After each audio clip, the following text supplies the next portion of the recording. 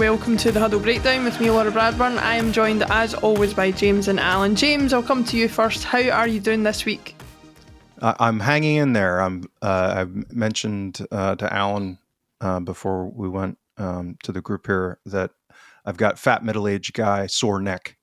So you sleep at the wrong angle at my age, and it's a week of pain.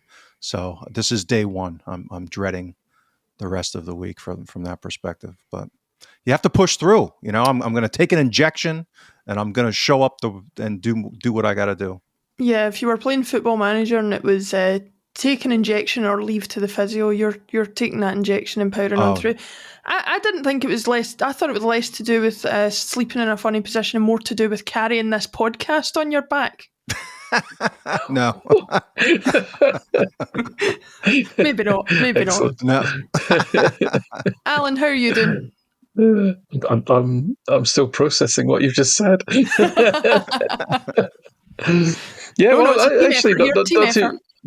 Not too bad. Building up to a nice long walk in June. So the fitness is actually not too bad. But I too have an old man complaint, which is tennis elbow, which is basically sat for far too many hours holding my mouse on the laptop in a not very ergonomically sound.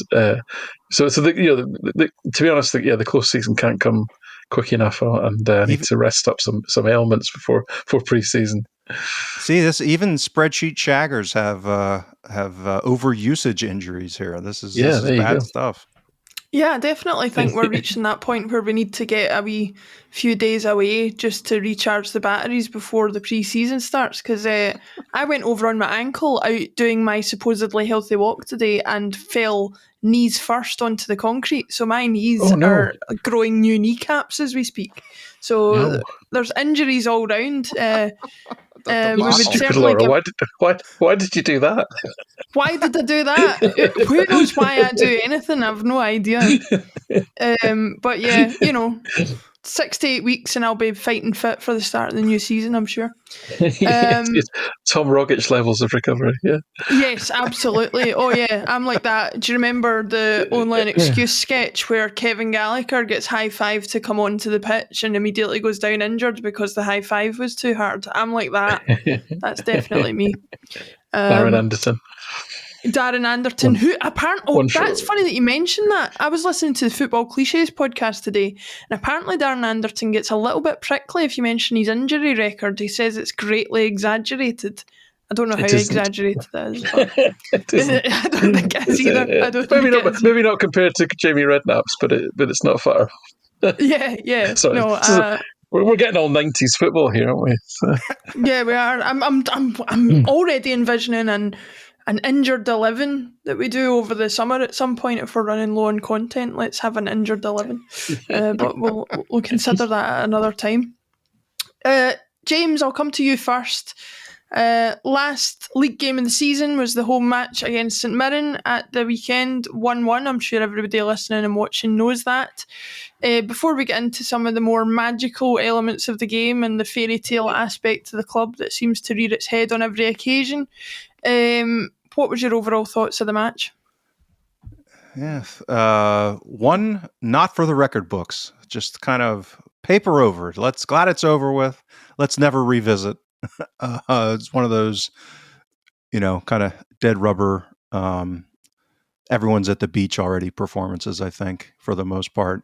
At least that's what I'm hoping for. I think, and all of that, we've talked about this and really since February after the Bayern Munich games, that there's a certain human element of this, and outside of the kind of celebratory aspect of the day, it's certainly understandable that there wouldn't be a usual amount of intensity. And as Alan rightly pointed out on Thursday when we previewed the game, that they did have something to play for, St Mirren, as far as the potential for a European qualification spot. So, a little bit of relative intensity differential, maybe skewed a little bit towards St Mirren's way.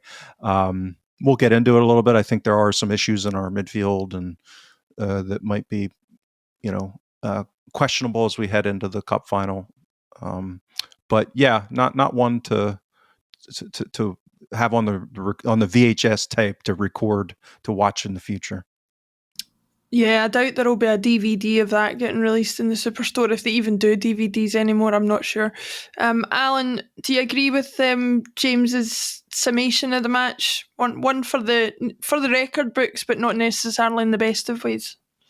Well, I mean, it's like when people go about pre-season friendlies. I always think you learn something from every game, but so we did learn a few things. But it was dire. At half time, I usually kind of make a note of, if I were to call who I think's been the best player so far, I make a little note of who's kind of performing best. And first time I can remember, actually, was like, nobody.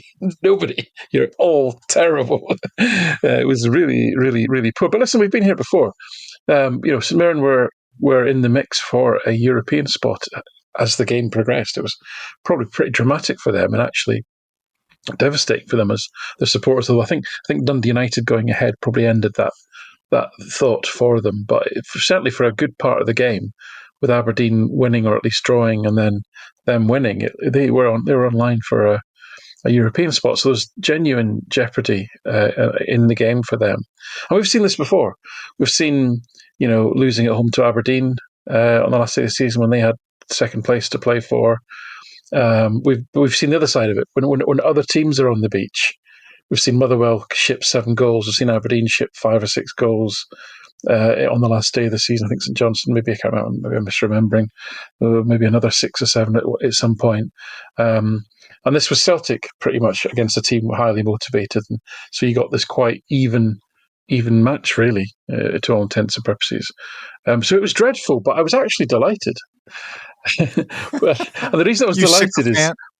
Yeah, well, no, the reason I was delighted was because if we'd gone out and blown them away like we did Aberdeen the week before, I just would have feared this complacency for the cup final.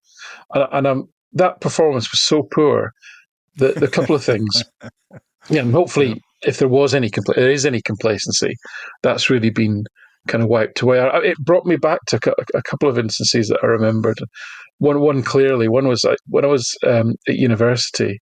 I was the sports editor for the university paper, and I went to Hillsborough on the last day of the season, and Sheffield Wednesday were playing Liverpool, and this was the Liverpool team of Aldridge, Barnes, Beardsley, Houghton, McMahon, Hansen.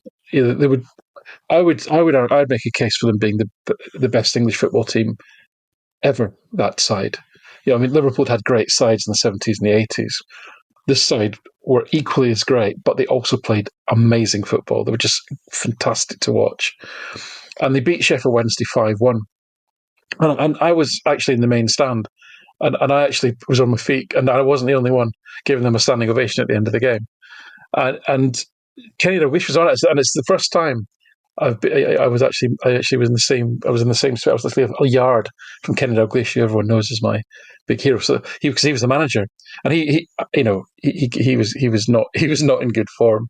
He was giving a very dour interview and really just didn't want to talk to the press and couldn't wait to get out of there. But they played absolutely. I mean, they just played sparkling football. Craig Johnson, scored a couple of goals. Beardsley, Barnes were fantastic. And then the next week they lost the cup final to Wimbledon. 1-0. Yeah. Now that team, that Liverpool team, had lost 2 league games all season. A couple of weeks before, they'd beaten Forrest 5-0 in what is recognised as being one of the greatest single displays of football any English team has ever put on in a league game. So I've always got this in my mind that that this kind of and wasn't there a game that we played, and I was trying to look at the records before I came on and I couldn't find it. I'm sure we beat St Mirren 7-0 one week, and then we played them again in a cup match a week later and we lost 1-0. I'm sure it wasn't that long ago. If I'm misremembering it, I'm sure somebody will correct me. So anyway, I had these things, and there's been other instances where Celtic have had big wins. Remember, I was there when we lost 2-0 to Kilmarnock after beating Barcelona 2-1. So these things do happen. And so in some respects, the positive I'm taking out of the game is that we were dreadful. And because the players that came on as subs generally lifted the quality of the performance, I think training is going to be quite spicy this weekend. And I think that's a good thing. So that's my positive spin on it. Well, while James goes into a little bit of depth on more of what you said, I'm going to certainly look up this Celtic St Mirren thing. I know I have looked quickly, and we did beat them 7-0 in February 2009.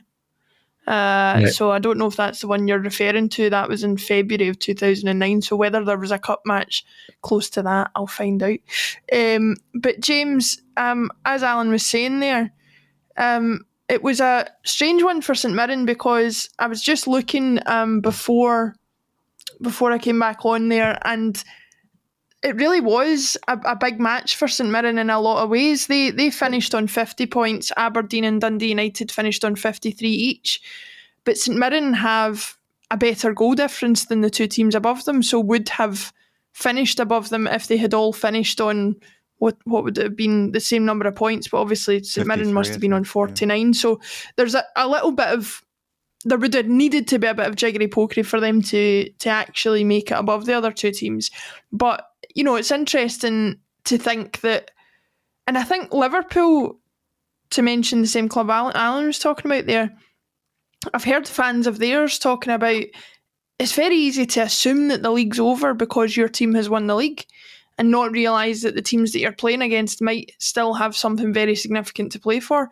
And I think that's maybe something that, especially considering we went behind before we got that equaliser in the 94th minute, it was easy to forget up until the point St Mirren scored that they really still were very much not on the beach and still very much engaged. Well, and I think their manager clearly was not on the beach. I thought their game plan was pretty sound. I thought, we talked about this. We've talked about this with Robinson. Generally, when we face them, is that they don't kind of pretend to be something they're not. They're pretty direct. They don't mess about much at the back, which nullifies one of our main strengths in pressing and counter pressing. And, they did a little bit of forward front-footed pressing, but it was, the way that I worry about us facing, which is more of an ambush style, temporary, and then falling back into, more of a defensive block and not going militantly man-to-man. So they were more like a zone man principled matchup zone, almost as using a basketball analogy. So, yeah, I thought, the one thing I'm always fascinated with a team like St Mirren is the degree with which they do not shell the ball into the box. I mean, the fact that they're not going, universally long throws and pretty much any dead ball launching towards our box. Because you saw how when they did score, it was basically chaos brought on by a direct free kick that, I don't think Scales necessarily made a bad play, but he wasn't ideal. And it just happened to go straight to a guy that was opportunistic for St Mirren. So I was a little surprised that they didn't play even more direct than they did, particularly from dead balls. But they're well organized, they're well coached. They kind of embrace what they are. They have a lot of big, physical, athletic guys. I mean, there's some real athleticism in there. They're not technically very good, particularly on the ball. They can be quite disturbing at times, actually. But again, that's how they play. Is that they're not pretending to be otherwise. So so for the first hour, I mean, it was kind of a classic drop points type of game that Celtic faces at any time. The fact that it was at home against St Mirren, again, I think that's where that intensity differential really did matter, and I think it was noticeable.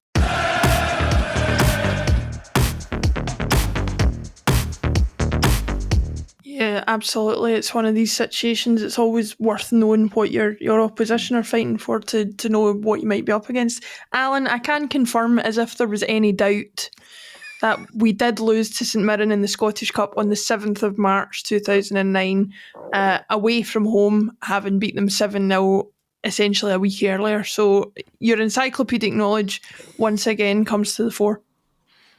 Although I do have to point out, we did play Kilmarnock away in the league between those two games, so they weren't consecutive matches, but they were a week apart. But the point stands. If there was a need, and we would hope that there isn't, to shake any complacency out of the system before we're playing Aberdeen, then this game would surely do it. And also in the manager's mind, might make him think, and the coaching staff, about lineups and so forth for that game. But we'll get into that game a lot of detail on Thursday. Obviously, I mean, back to the St Mirren game. So I did actually do sometimes do slightly odd things as I'm watching the game, and what was noticeable was that their goalkeeper was taking any free kick. In fact, to halfway, if not beyond, he would be taking, which actually is very clever, because it allowed them to take an extraordinary amount of time to take each free kick. So I actually did a little exercise whereby I timed the start and end of his possession of the ball, essentially. So James had mentioned rightly that St Mirren have the lowest in-ball play time. The ball's in play during a St Mirren game for less time than any other team in the league. I can't remember whether it's 43 or 46 minutes. Just under 47 on average. But again, to put that into perspective, Celtic are like 10 minutes more than that. So it's a very low number per. What they did is they met in the middle. Celtic dropped down to 53 and St Mirren came up. So the ball was actually in play a reasonable amount of time. However, so if you think, right, the ball therefore was out of play for 36 minutes in this match, okay, of the 90, right? Can you guess how much time the ball was in the possession of St Mirren's goalkeeper? So your maximum is 36 minutes. Yeah, I'll guess 20. It's over half, I'm guessing. All right. Yeah, I'll go with that. I would say to make it interesting, I'll say 25. No, it was pretty much 20 minutes. Hemming had the ball in his possession for 20 minutes of that match. Now, consider that, and this I was actually told this stat when I was a kid, and I don't know where it came from, because we're going back a long way before we even had stats in football. And I think it was in relation to a Scottish Cup final. I think it was a Celtic against Rangers at the time game, and the player who had touched the ball most during the game was in possession of the ball for 90 seconds. That was the highest value of any player in the game, and that's pretty typical actually. Because if you think about it, it's less than a second a player gets the ball, passes it usually, right? So if you think 90 seconds is probably the most a player has the ball during a game. Hemming had the ball for 20 minutes. 20 minutes. Half of the time, more than half the time that the ball was not in play, it was in his possession. I mean, that's extraordinary. And now, listen, no harm to St Mirren, right? Did he end up getting cautioned? He did not. He did not. And, David Dickinson, who hopefully everybody remembers, was the referee that chose to say that he had definitive proof that Jota's goal was offside at Fir Park when the only angle available was the famous camera from the Hamilton Flats. He didn't remember. He didn't say, the technology's gone wrong, go with the on-field decision. He said, we have definitive proof it's offside. It's offside. When he clearly couldn't possibly have done because the cameras weren't working. That's David Dickinson.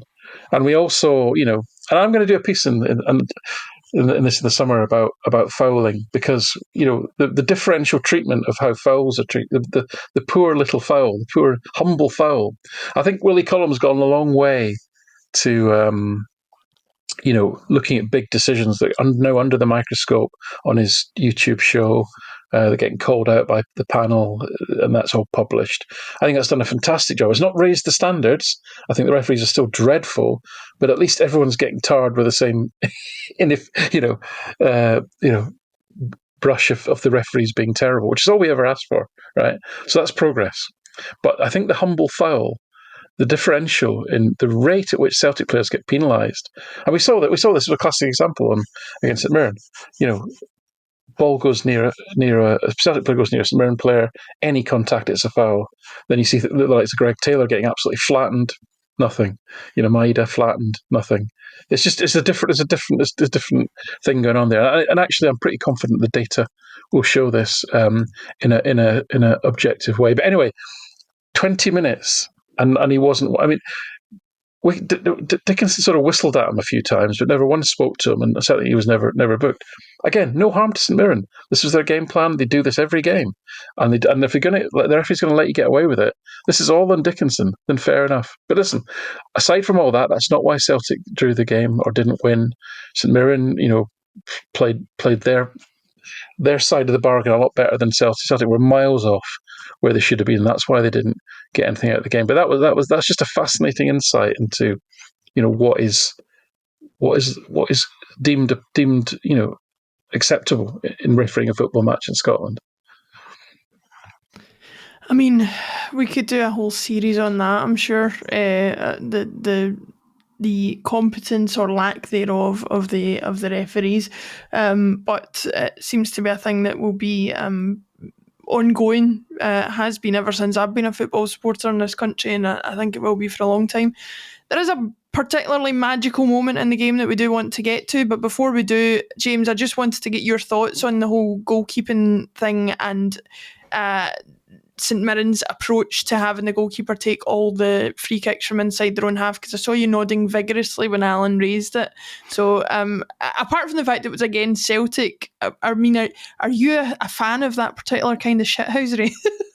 Well, you know what? I'm a fan of people embracing what they're good at and being smart about pushing boundaries. I mean, that's we talk about smart foul. I mean, this is stuff. We talked to David Sumter back in, when was that, Alan? Autumn, and one of the things he talked about was modeling what's a smart foul, when to take a yellow card, when to take a smart tactical yellow foul. And there's a time in the game when you model that and it makes more sense to drag somebody down than not, or even to take a red. He was getting into, like, there's a certain point where it makes a lot of sense to take a red card. So I'm a fan of shithousery in the sense of, within the context of being smart about it.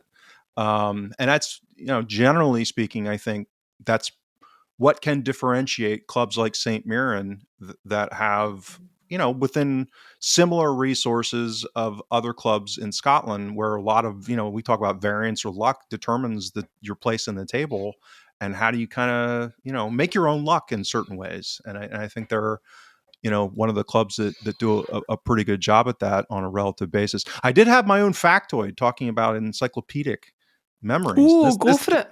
Well, it's the same week as that March 7th loss in the cup final to St Mirren.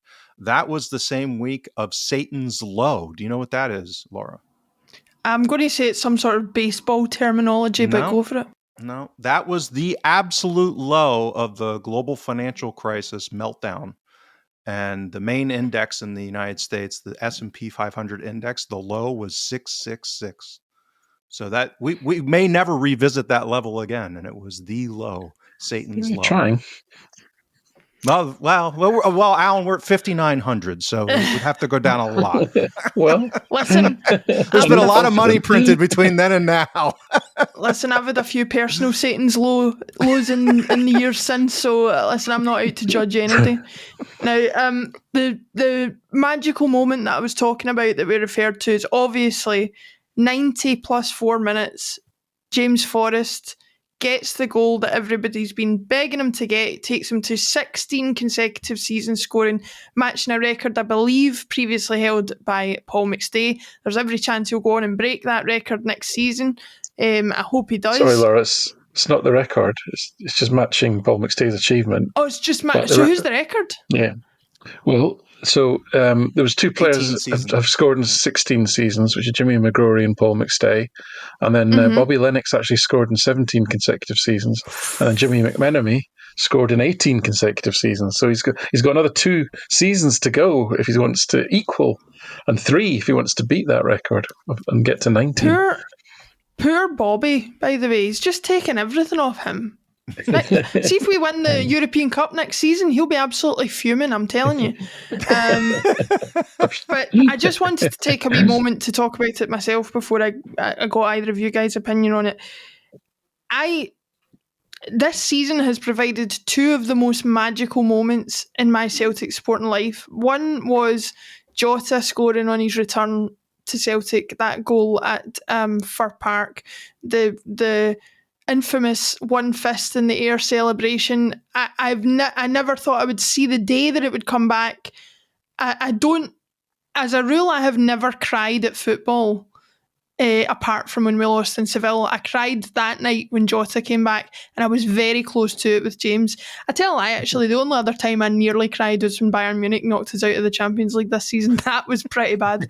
But watching James score that goal, everything about it was perfect. The way that the crowd shouted at Johnston to pass it when he had a perfectly good opportunity to shoot himself, the roar from the crowd for an essentially meaningless goal in a dead rubber game at the end of the season. I don't think I've ever seen a goal celebrated that way. And the acknowledgement from all the other players in the squad as to what had just happened just shows you they might be very well media trained and say, oh, we're not really thinking about that, we're just interested in winning the games, blah, blah, blah. It was certainly featuring on everybody's mind, I think, and the fact that he did it and the way that he did it was just so magical. James, I'll come to you first. What was your reaction to that goal when it went in? Elation. It was because I didn't want it to have to come down to the cup final. And then it comes down to, because I thought that the externalities to him scoring it were made it even better than it was in isolation. Meaning that this kind of 16 season threshold's awesome just by itself for him. Especially in this modern era, it's just almost like grading on a curve. For a guy to be around that long at one club, it's kind of post Bosman's, great. But I think the fact that he's been so good, this has not been something where a guy's hanging on and just, checking a box and getting a stat, that kind of thing. He was the best player in the game. He made, yes, it was a dead rubber, but he was instrumental in us winning the league last season. He's not running out the clock in his contract, where he's just not, or he's not making himself a problem because he's not getting enough minutes, or he's not one of these ego guys. Like, he's a 100% club team first guy. Even in this game, that was the performance. He wasn't out there shooting from 35 yards trying to get his goal. He was out there creating chances for his teammates more so than even trying to score himself, I would argue. So it's sometimes the good guys do finish first, to the old saying. So I think this was one of those instances where just everything about it was great. And for someone of his kind of composition, his character composition, quiet, kind of shy, that kind of thing, to go about things the way that he does and, kind of get his moment with the support that I think is long overdue. I just thought it was great all around. Yeah, I do it's interesting when you hear more of the interviews that he does, and I've heard him speak more, I think, in the last 18 months than I have in the previous 10 years. I think, I don't know that I get the impression that he's shy. I think he just can't be bothered with all the circus surrounding a lot of what it takes to be a Celtic player, and I think I quite admire that about him, to be honest. Alan, James brought it up there. The way that he's conducted himself with limited playing time, coming back from some pretty serious injuries, he's been the consummate professional. And I think, correct me if I'm wrong here, but the elation that people felt for him scoring that goal has not only masked over a lot of the frustrations that some people did have with him, even though they claim now not to have had those frustrations with him, but I think as much as anything, the way he's conducted himself and the way that he's been used by the manager has re-ingratiated him to the Celtic support fondly, because they can see the benefits of having him used in the way that he is, rather than him constantly starting games and being ineffective for 60 or 70% of them and then having an effect in that last 10%. Instead, he's just playing that 10 or 20% and being fully effective throughout. Is that a fair assessment, do you think? Yeah, it's a fascinating. I mean, for the first thing, and most importantly, it was just lovely. It was just a lovely moment, and it's lovely to see him personally getting recognition, because I don't think even until, I'm going to say, this season, even had his own song. So, and I'm sure someone might correct me. That might have crept in over the last year or so, but it's very recently if it has. And I think it's almost harder for some players who are come through the system and are local and have been around for years to actually, it becomes a familiarity with certain players. But him, like McGregor, is one of these who generally, I think players like Ralston and Taylor, for example, who have some longevity in the club, and are kind of, let's be honest, kind of 6.5 out of 10 type players, as in they'll do a good professional job. They're never going to be world beaters. They're pretty consistent. They're not terrible, but you're probably never going to be like nailed on starters, in your best team. Whereas, Forrest and McGregor are probably sort of 7.5 out of 10 kind of players. So that's just a little notch above, and consistently so over a long period of time. And I did a piece on Forrest. It's on the idlebreakdown.com. Bit of a retrospective of him at the weekend. Please do check it out. Forrest hasn't actually been let's call it a main contributor for about 5 years. It's like his peak 3 seasons were about 5 years ago. And since then, he's kind of been a squad player. And now he's made lots of appearances, but he's not played many minutes. Like over this season, you're just getting above 10 minutes. It's been 5 years since he's played anything close to 20 matches worth of minutes, right? So, but having said that, that's mainly through injury. Although I think he did fall foul a little bit of, he was injured when I think he was injured when Ange took over. Ange then got Jota and Abada, especially, in Maeda, and he just kind of couldn't get into the team. That was mainly the rule. I don't think Postecoglou was convinced he was better than those 3 players in the wide areas.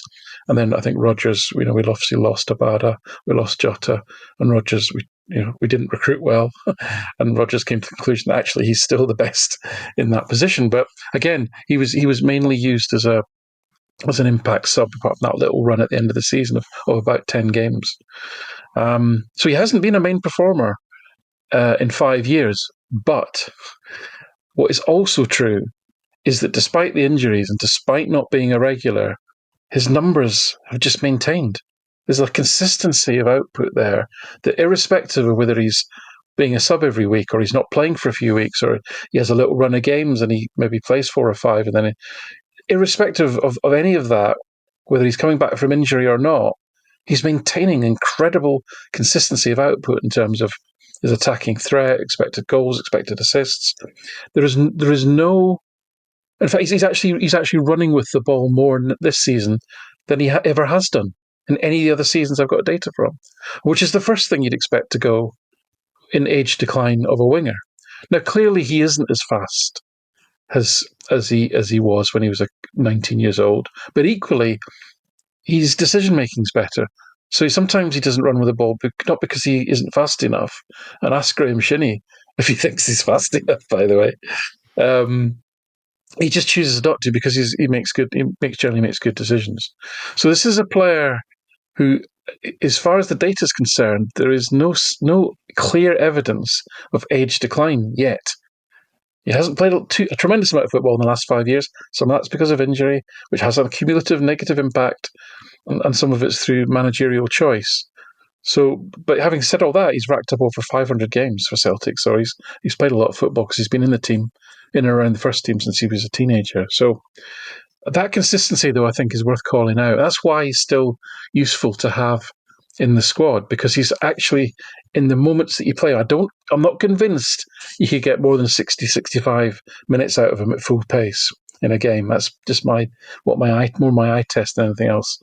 But for that 65 minutes or that 30 minutes as he comes on as a sub, you are getting good quality output. I think that's really, really important. So definitely worth having around.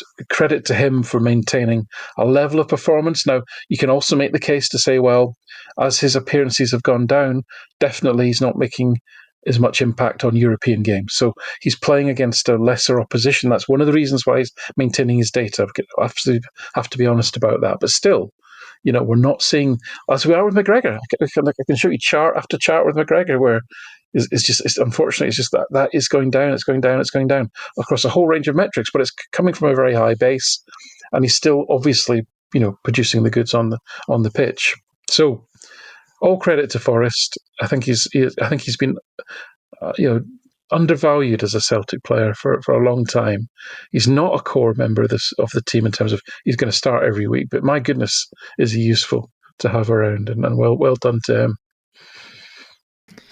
Yeah, I'm not surprised at your comment that it's around 5 years since he was a regular feature, because I went to his testimonial and that'll be 2 years ago in the summer. So, and even at that point, he was very much a squad player. So, the time as fast as it goes by is not surprising. I do wonder, timing is everything, as they say. I do wonder, had they had his testimonial coming up this summer rather than 2 years ago, whether there might have been more of a clamour for tickets and a little bit more of a big deal made of it than there was at the time. But these things happen. James, I'll come back to you. I think we'll leave you guys to discuss with Martin the Scottish Cup final and the ramifications of selection for that on the pod on Thursday. Anybody who wants to listen to that, you can get a little preview every week on YouTube, but to get the full podcast, if you subscribe at huddlebreakdown.com, you can get the full breakdown of that. And we would really appreciate it if you support us in that way. But James, I'll come back to you because there's been a couple of other interesting happenings in Scottish football in the last week or so. One sacking and one appointment. The sacking first. Docherty, the manager of Dundee, has been sacked, and you and Alan were having quite an interesting conversation before we came on about your thoughts on the merit of that sacking and whether it was deserved. I know that Dundee have not been great to watch. Luke McInnes made a slightly light-hearted offhand remark in a press conference a couple of weeks ago that perhaps they wouldn't have been in a relegation battle if he'd still been with them. But nevertheless, there are some underlying facts and figures that you guys were talking about that suggest maybe they've been performing a little bit better than the table suggests. Is that fair?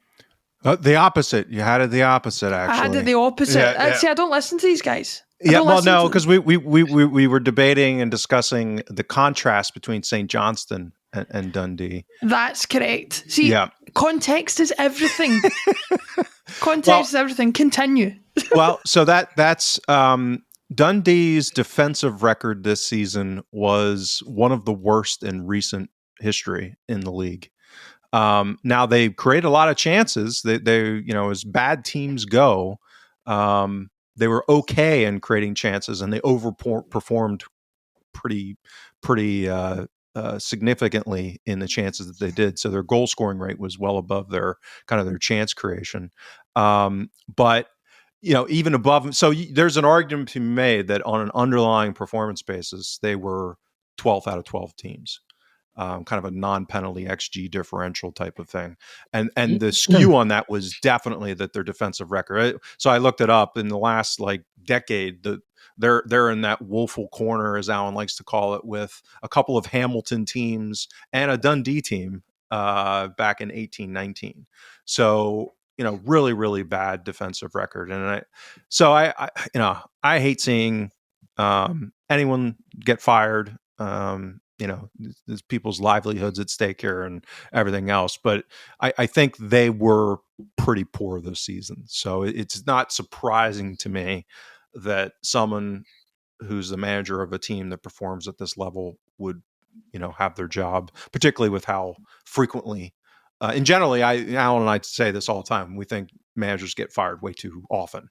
So there's a lot of factors that get assigned and attributed to managers unfairly and good and bad, by the way. So the part of the reason why we go through all of this performance analysis and attribution is to try and get a more accurate assessment of what they can control and what they can't, how much of it's, something that they actually have any kind of input on, or if it's, something that's just kind of happening to them. And so I think this is a case where I think there's a reasonable case to be made that you would want to make a change at the manager position, given the season that they just endured at Dundee.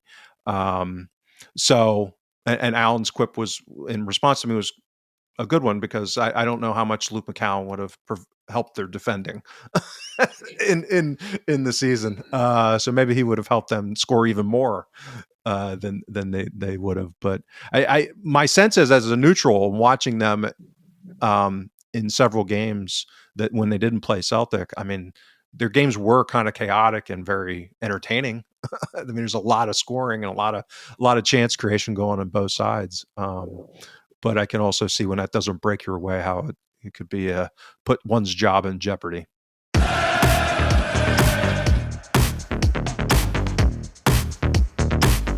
Yeah, apologies for getting that completely the wrong way around. I know people don't believe this because we are podcast millionaires, but I do have to work a 9-to-5 job and then come in and immediately record this afterwards. So my brain is completely and utterly scrambled.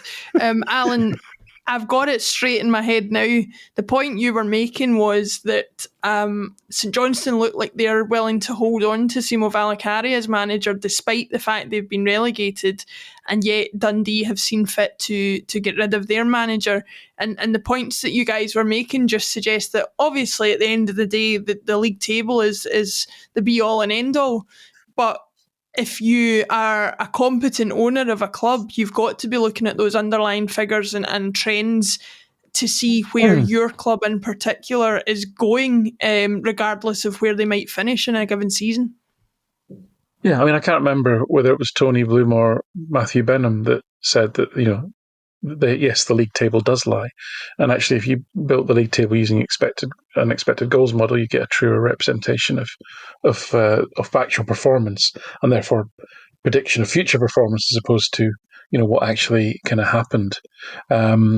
So if you look at the Scottish League on that basis this season, then Dundee would be bottom of the league. But there's nearly not a lot between them and Ross County, and then St Johnstone being probably arguably the third worst based on those factors. I think, as I say, what saved Dundee is they had the fifth best attack in the league, but the 12th worst, the worst defence in the league, and that just about saved them. Where St Johnstone and Ross County both struggled to score goals, even though they didn't concede at quite at the rate that Dundee did.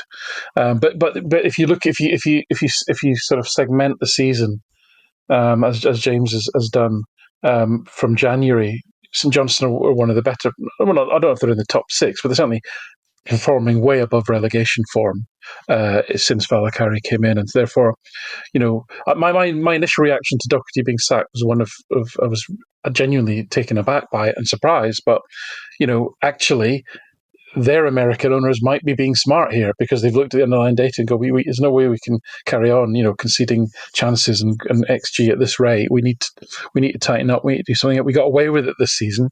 It's better to make the change now whilst we're still in the Premier League, and hopefully attract a better manager. That might actually be the smart play.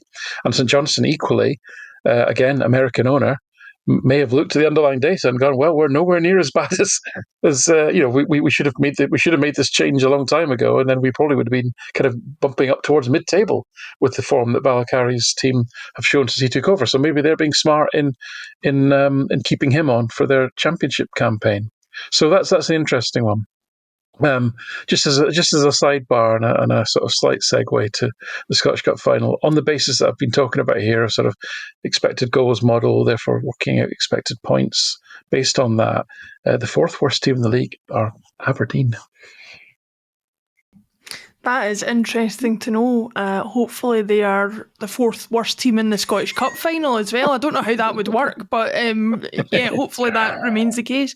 Just to back up your point about the Dundee attack, I'm pretty sure Simon Murray is third in the goal scoring charts. The only two people who have outscored him in the league is Dyson Maeda and Cyril Dessers, which, given their position in the league and given some of the strikers at the other clubs and teams higher up than them, is testament to, as you say, some of the attacking prowess that Dundee have got, even if they haven't been able to keep it closed at the back as much this season. Didn't like that phrase. Sorry. I'll think of another way to say that in the future. Alan, I'll come back to you on this before we go back to James on it, because you had made some pretty pertinent comments about it before as well that I just wanted to bring back up. But the other big piece of news in Scottish football this week has been the appointment of Derek McInnes at Hearts. The whole situation with the Hearts owner is one that we've been keeping a close eye on in this podcast. It was a very messy breakup from Kilmarnock. Listen, Derek, we've all been there. Sometimes we don't handle ourselves in the best way. Let's just get over it and get on with it. What's your thoughts on that appointment? Because I remember when it was muted last week, there was a bit of cognitive dissonance there between what we thought Derek McInnes is good at and what might be expected of him at Hearts. Is that something you're still sort of wrestling with at the moment?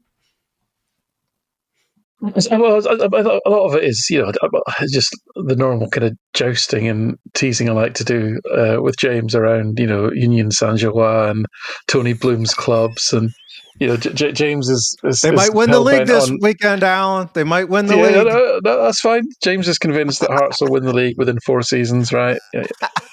That's not what I said. I'm slightly more skeptical. We're talking.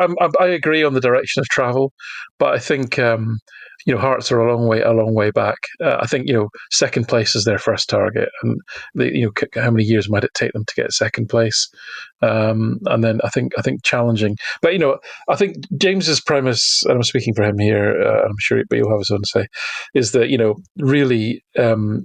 Union Saint-Gilloise, in their relationship to Club Brugge in terms of resources, are broadly synonymous to where Hearts are relative to Celtic. Therefore, if Union Saint-Gilloise can effectively, this weekend we may see it, win the league within 4 or 5 seasons of getting promoted after many years outside the top flight, then in theory Hearts could do similar. And I accept that as a premise. I just think the Belgian league's very different. It's far more competitive league. There's far more teams taking points off each other, unlike in Scotland. I mean, Hearts have not only got to be incredibly consistent against the rest of the league, they've got to find a way to pinch points from Celtic as well. So I think I accept. I think they're definitely going to improve. Now, then the sort of teasing angle became, yes, they've got all these smarts. There's a massive database and all these incredible, intelligent people running Jameson Analytics, and the answer is Derek McInnes. Who would have thought? But I mean, I'm not too sniffy about this, and I think James. I'll not take credit. I think James made the point that there is some merit in just having stability. If your first venture into going full in on this kind of analytically driven methodology of squad selection and developing players, and you've got somebody who, and I hate to use the phrase, knows the league and has been able to compete in that league with various resource clubs to a reasonable level of success. I mean, I can't remember how many second place finishes Aberdeen got under him, but it was a few, wasn't it? 2 or 3 maybe. So it's not a stupid choice by any means. And also, I think there's one thing that I don't know if anyone's ever said, but it's just my sense of it is that, do people think that maybe because they look at Brighton and think, well, Brighton played beautiful football. If you saw them last night against Liverpool, that Matt O'Reilly came on and really nice cameo as a sort of centre forward, kind of second striker. It was quite interesting. I was going to ask you about that. I was like, am I completely losing my mind here, or is he playing number 9? This is so weird. But anyway, he was kind of in the press with Celtic under Postecoglou. He was the point of the press with Kyogo, so he was often in that situation, and he was with Brighton. He's a really good reader of the game, and so with his size 14 feet, he's quite useful in that sort of scenario. But anyway, so you might look at Brighton and conclude that Tony Bloom wants his teams to play this beautiful, expansive football using all these exotic young players from all around the world, which is what Brighton is. But that isn't the case. he just wants to win. And if you look at Union Saint-Gilloise, we talk about ball in play time, right? We said St Mirren were 46 minutes. Right? Guess how many minutes in Europe? I'm talking about. I don't know. I haven't got the numbers for the Belgian league, but guess how many minutes the ball's in play in a Union Saint-Gilloise game in Europe? Go on, James. You must know this one. I don't know. Tell me. It's 43 minutes. 43 minutes, right? So this isn't this Hearts team. This isn't going to be about playing beautiful football. It's going to be finding a way to win within the parameters and the context of the Scottish League. And what we would say about Derek McInnes is he's pretty pragmatic. He's not like a football philosopher, is he? He's someone who sets up his team to be bloody difficult to beat, defensively sound, and try and prey on other teams' weaknesses. So in that sense, his signing as manager under Bloom and under James Analytics isn't the stupidest hire that there is. Now, if he persists with Gordon in goal, and if he persists with Lawrence Shanklin, I will reserve the right to adjust my position on that. But it's not the worst thing in the world, and it's actually, but it also tells you that this isn't going to be revolution. It can't be. It's going to be an evolution. I think they will improve. I think they'll improve slower than perhaps James might say, and I might be wrong. And we'll keep bantering about this as we go through. But will be an evolution, and it will take time for them. But I think they will. I think they will get there. This isn't necessarily the worst move, as I say. Yeah, Derek McInnes does strike me as positively Dychean. And by the way, if you want to absolutely rot every last brain cell that you have, listen to Sean Dyche talk about football on his latest run of media interviews, which he's obviously on trying to get yet another job. But I mean, listen, the word dinosaur is too kind a word for the way he applies football knowledge, if you want to put it that way. See, is that right? Is it? I would imagine the way that Dyche's teams play, he's probably absolutely like Sam Allardyce was. Sam Allardyce was one of the first managers in England to really go down the data route, and that's why he played the way he did. I don't know that I maybe not giving him enough credit, but I don't think that's the impression I'm getting of Dyche from everything that I've heard. He does, however, know a lot about an Indian takeaway. I will give him that. James, your thoughts on Derek McInnes? I guess Alan's covered a lot of the points there about what he's going to be walking into at Hearts, and I know that you'll know a lot of that from your love affair with Union Saint-Gilloise. We are all going to be Union Saint-Gilloise supporters this weekend in honour of you. Hopefully they can secure the Belgian title. We're all, sorry, Laura, we're all Rijeka supporters. Just by the way, Rijeka win so we can win the seeded cup. We'll win the We Are Seeded in the Champions League Qualifier Cup, which is one of the few pre-season trophies that we can actually win. Fair's fair, yeah, absolutely. Yeah, I'll be keeping a close eye on both the Croatian and Belgian leagues. But James, the point I was wanting to get to was, what do you think Derek McInnes gains from going into this? There's a lot of people have the perception that Hearts are a bigger club, and of course historically they might be a bigger club than Kilmarnock. Is this really a step up for him, do you think? Is this a real opportunity for him to get himself back to what would be the perception of the top of the Scottish game? Yeah, so my initial response to this rumor was one of dissonance. So I'll throw my hand up and say I laughed when I first saw it, but that's more so because of my personal vendetta against McInnes. Now I say that tongue in cheek, but I just not fond of him as a foe, but with a certain degree of respect, meaning that. We've talked about this. Like, I don't think he's a bad manager. I just don't like him because he's Derek McInnes. So I'm sure he cares a lot about that. Well, yeah, who gives a crap, right? No, but I'm explaining why this rumor triggered me into dissonance, that's classic dissonance. You have to have some kind of underlying bias that then gets triggered with something that breaks your brain, right? So my brain absolutely broke when this news first. I thought it had to be some kind of, buddies in the media floating his name for self-interested reasons. That was all. My brain went in all these stupid areas right away. And then then I found our friend of our show, Joel Sked, who's at the Heart Standard, wrote an article about it. And I'm like, oh, if Joel's covering it, this isn't just nonsense. Like, there's probably some smoke here, and that means there might be fire. And then I just had to say, okay, well, I've been justifiably accused of being an arrogant a-hole at times in my life, and Never. yeah, right. So, but I most also weeks on this show, to be fair. Exactly. Yeah, that's just us too. But I do have a sense of hierarchy, and I do have some humility when it comes to people like Tony Bloom and various other people. And I'm like, oh, well, maybe they do know something that I don't. So then I started to try and think about what they might be looking at, and why would they, be thinking that McInnes would be a good fit, or but model.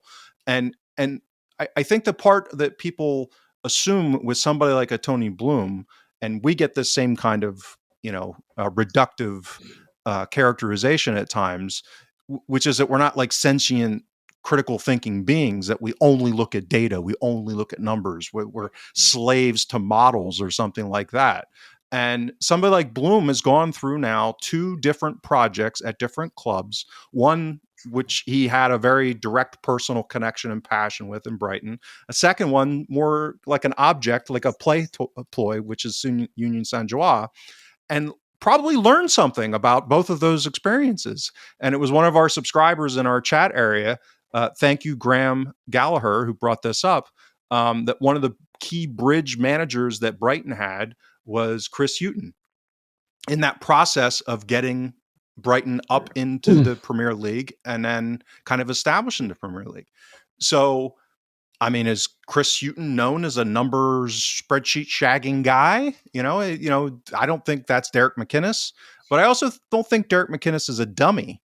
And my concern, and the other reason why it broke my brain, was that he's not been a guy that's wanted to work with a director of football. He's been more of a micromanager, wanting to be in control.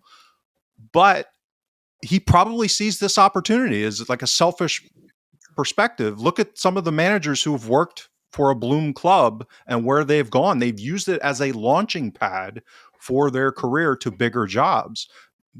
Not saying they worked out necessarily, Potter going to Chelsea, et cetera, but it can be a platform in order to raise your profile. So my question is more so, is he really going to buy in when push comes to shove on decision-making, on recruitment? Is his ego, and it's not necessarily, I mean, I don't know him obviously, but he doesn't strike me as someone who has a low self-image. So it's just normal. You're going to have competing egos within clubs and this type of thing. So this goes back to what Alan was saying, is buy-in. These are about cultural transitions as much as they are about data. And Alan and I have talked about this for literally years now, which is it ultimately is the people involved that are of the utmost importance. There has to be buy-in. There has to be leadership from the top down. And this is why I think Hearts are on the right path, is because everything, again, I don't know, but everything I've read, listening to their CEO, for example, and how he's been talking about this transition towards the Bloom operating model. And then McInnes in his press conference this week, he's talking the right talk. I don't know if he's going to be full of it. And then when push comes to shove, when the first argument comes down to a player that he isn't all that fond of, that the models are ranking and then saying that they should sign, that's when this kind of stuff can fall apart. But he does play a way that isn't all that different from how they play at Union Saint-Gilloise, by the way, having looked at them a lot closer now this season, and particularly in the last couple of months. So I kind of get why a model would spit out if that's what they're trying to kind of optimize on, which is to take a similar framework as that they're deploying in Belgium and bring it to Scotland.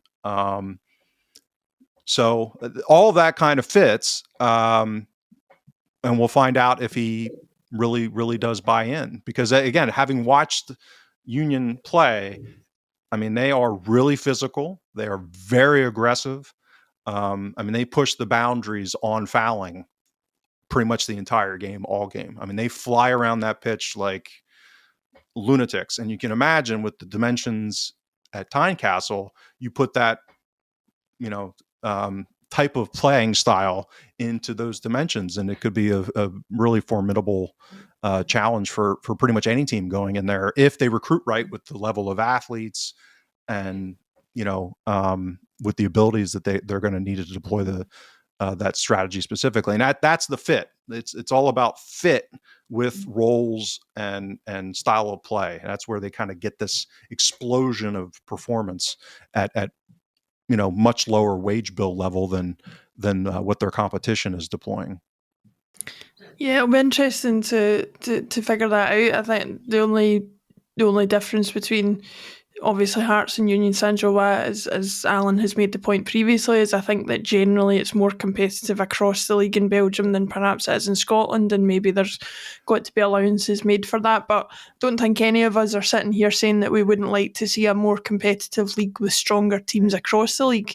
And if owners are putting that amount of investment and that amount of effort and time into their appointments, then hopefully that will bear fruit in the future. It'll be interesting to follow it next season, that's for sure. Well, there's also a Celtic man who might be heading down a similar path here at the managerial position.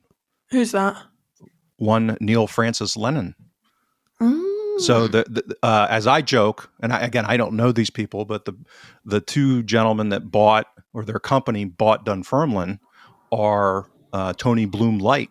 They're professional gamblers and modelers who bought Dunfermline, and they brought Lennon in on a temporary basis. And I think last I read that they're still kind of negotiating. But from Lennon's comments in public, taking on that temporary role to try and keep them up, he was, again, sounded a lot like McInnes did this week, which is, you meet with people like Bloom or presumably the people that bought Dunfermline, and they kind of lay out what they're doing, and it can blow your mind. It's, when you see the level of sophistication and what they're doing on the analytics side. So it'll be interesting to see if Lennon, moves in at Dunfermline, and then we'll see what Dunfermline does in the championship next season. Alan, I may be setting you up here. Does Neil Francis Lennon strike you as a Moneyball type manager?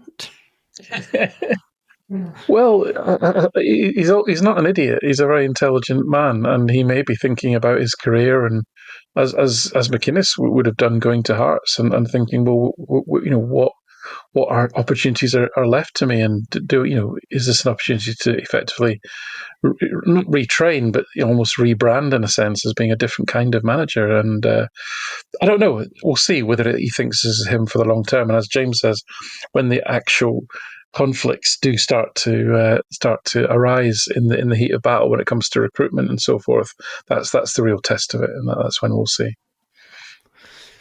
Well, we shall see. I don't know about you guys, but I am off to watch Man City versus Bournemouth and watch two teams who are very much probably already on the beach battle it out. Alan, James, thank you very much for joining me. You guys will be back later on in the week to preview the Cup final, and I'll be back next week to discuss the outcome with you. Hopefully we're talking about another treble. Thanks very much, guys, and we'll see you next week.